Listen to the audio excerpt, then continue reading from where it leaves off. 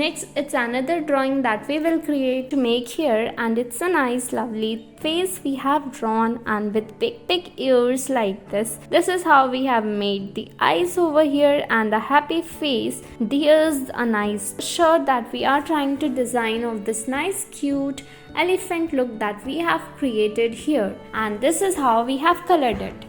Next, it's another thing that we are making, and this is the lovely face we are trying to make his trunk and making a nice baby elephant look over here with eyes, glittery eyes over here, and making the big ears and something like this over here, making the lower part and making the legs over here, trying to make a nice baby elephant look that we have created.